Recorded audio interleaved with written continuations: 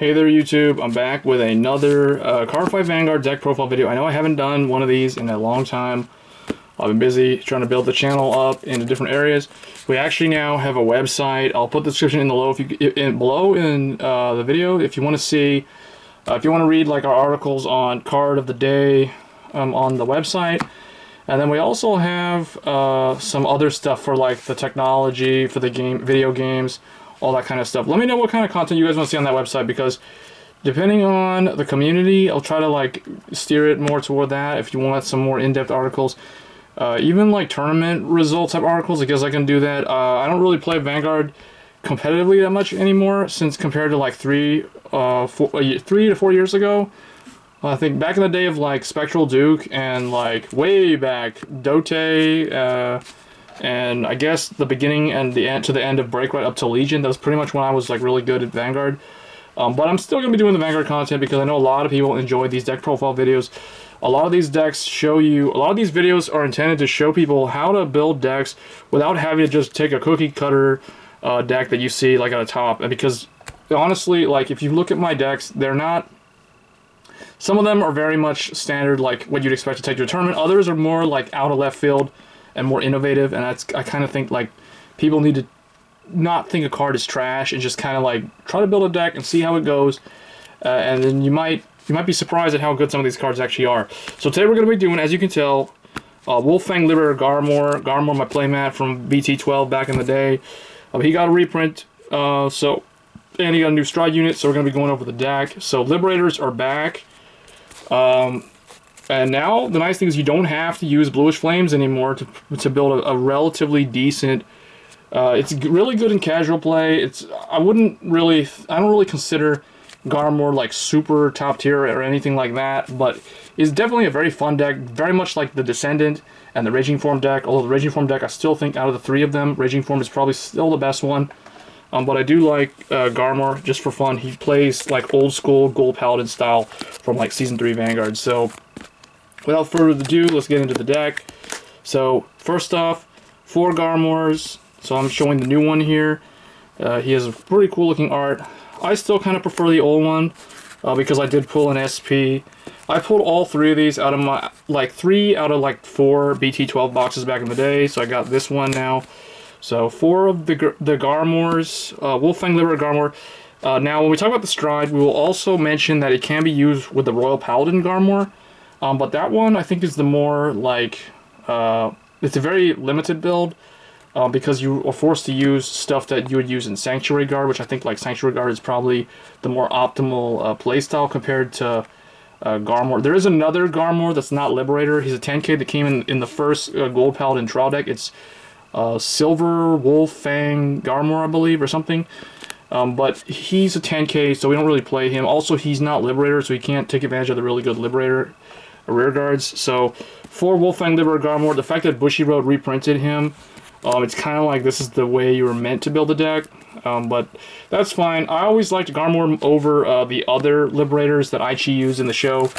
The only other one that I really liked was Liberator Monarch Sanctuary Alfred, so I'm running 2 of him as a backup. He does have the ultimate break with Blaster Blade Liberator. He does have a decent limit break skill as well, but you almost never really use this guy. He's probably the second best ride target though if you don't ride Garmore. And then the other one would be Ganslot Zenith. He was also used during the Link Joker arc prior to Aichi switching over to Monarch Sanctuary Alfred, but these are the 2 other grade 3s that I went with. Originally, I was trying the only High Beast Liberator that exists. It's a Lion. It's a 10k. I didn't like it. Its effect is when it attacks the Vanguard, you can Soul Blast 1 to have it gain 3k. So it can swing 13 to a cross ride. And it can improve the consistency of your stride Garmore. But in playtesting, I found these to be far more reliable if I wasn't able to ride Garmore. So I stuck with these guys. So let me know what you guys suggest, because I think that this deck has the potential to be built in very diverse, interesting ways. So that's the grade 3s. For grade 2s, 4 Blaster Blade Liberator. He's back. He's not been in action for a long time, but Aichi's Stride deck is coming out, or his Legend deck is coming out soon. So everybody's going to be switching over to Royal Paladin with Blaster Blade if they haven't already. He haven't seen a lot of Blaster Blade Liberator in play, but this is a nice deck that he fits really well. And it's like old school Liberator, Season 3 style. Some people will say run Aglovale. To be honest, he's not really needed because of the stride units. So I don't really recommend using Aglovale. I mean, you can if you want to run Percival. You could run 4 Percival and Aglovale. But keep in mind, you don't want to run Aglovale and Blaster Blade Liberator because then you're not going to have enough high beast, and the deck really does need a lot of high beast to get the most benefit out of the stride plays. So for that, my other grade 2s are all high beasts. Next I'm running 4 Dolgol Liberator. He came out in BT14 with Ganslot Zenith. He's a very nice rush card, surprisingly. And the fact that we run Blaster Blade Liberator, we can manage our counterblast if we need to with Valen. So Dolgol Liberator, I think he's the best high beast Liberator available right now. The second best one, it's kind of a weird tie. Like, I'm trying out this new guy, Liberator Stiletto Hawk. What I hate about him, though, is he's GB restricted. I really don't know why they made him GB restricted. Because essentially all he does is when he's placed on R due to the effect of a card, you can make him become a 7k and he can boost. So basically you turn him into a 7k booster that turn that he's placed on R from an effect. But honestly, in playtesting, I've never had to use this effect so far. The other card I recommend using is from the trial deck that came with the Ganslot Break Ride. It's a Liberator 8k that is an 11k attacker when you have, I believe, three or more other Liberator rearguards. So it's basically like Flute from Bermuda Triangle. I was using that before this guy came out. Then I swapped to this guy because he's a 9k, that thing's an 8k. But that thing is actually better at rushing when you have like a T formation rush. So, I mean, there's just that. So for grade 1s, so you can see, like, I do have the majority high beast for my grade 2 lineup. For grade 1s, 4 Halo Liberator Mark. I recommend running the Liberators. You can run the unflip ones if you want. But just keep in mind that it'll be much harder to use Garmore's Limit Break skill, which you can potentially rely on if your opponent rushes you and if you had to go first. So there's just always that to remember. So he's Liberator, but it's very consistent. Next, for Bruno, because he's really good in Liberators, just pretty self-explanatory for him. Next, I'm running 3 Barkle Liberator because of Blaster Blade Liberator, and this is a high beast, so it does count to the high beast. And then 3 Ballin, again, for Blaster Blade Liberator, because I'm running 4 Blaster Blade Liberator. You want to be able to conserve your counterblast or retire their rearguards for reduced cost if you need to. Plus, you can get the early call if you have Barkle instead of Ballin in the early game. So, or even in the mid to late game. But anyway, it's kind of a rare effect, but he does help you get the field set up. For the triggers, 4 Ketchgal, he's very important. You need to run 4 of him. He's the Liberator stand with a really good effect. 2 Flogel Liberator, just for the 6 stand. She's a high beast, he's a high beast. They're both stands, so 6 stands, relatively decent in Gold Paladin builds. It's pretty common. Otherwise, you can run 4. But just make sure all your triggers are high beast. That's the one thing you want to do. Just make sure you have all high beast. So I'm running 2 Dantangle. Those are critical high beast.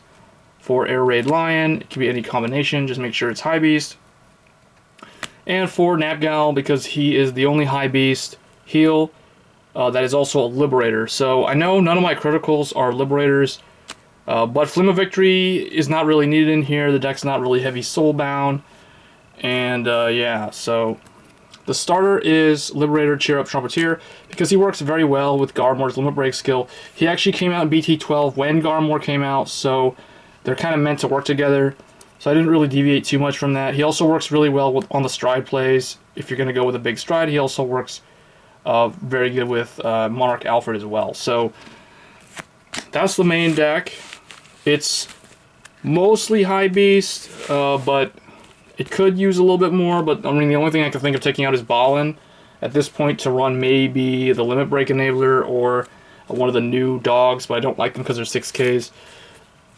For the stride lineup, I am running 2 Golden Knight of Gleaming Fang Garmore because he is... I mean, you can run 3 of him. I was thinking in playtesting that I have found situations where a 3rd one would be pretty nice to have, but 2 is a decent number. It allows you to have space for other stride units. Other Stride units include 4 Bluish Flame, True Liberator, Holy Flame. This guy's good because he can toss stuff, he can set up the field relatively easily for low cost.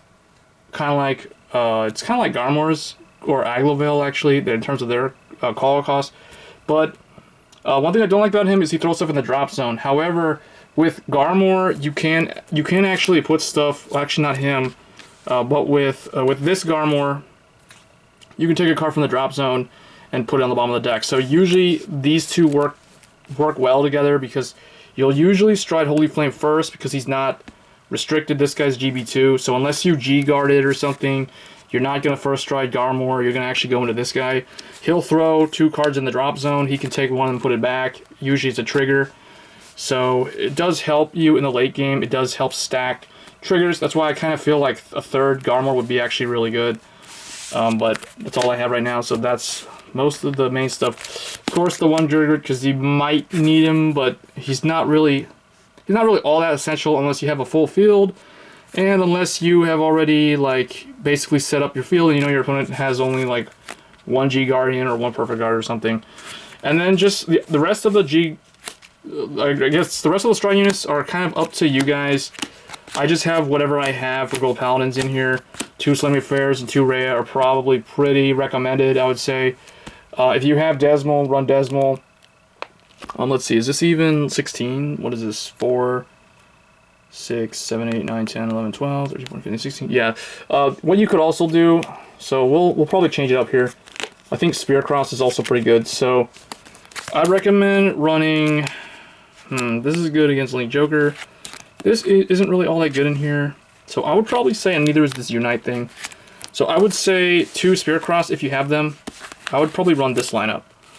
So this is probably the lineup that I would go with. So 2 Spear Cross, because it can help you, kind of like Garmore's limit break skill, sort of. But yeah, that's basically it. Oh, one last thing. Like I mentioned earlier, you can use this Stride unit with Royal Paladin. So you can use them with the Garmore Royal Paladin. But I don't know. Let me know, guys, what you think. The Royal Paladin builds, you can let me know if you want to see that. But I prefer the Liberator build because I thought it was more challenging to build. It wouldn't be like a lesser Sanctuary Guard type deck. But anyway, guys, hope you guys enjoyed that deck profile video, and I'll see you guys in the next one. Thanks.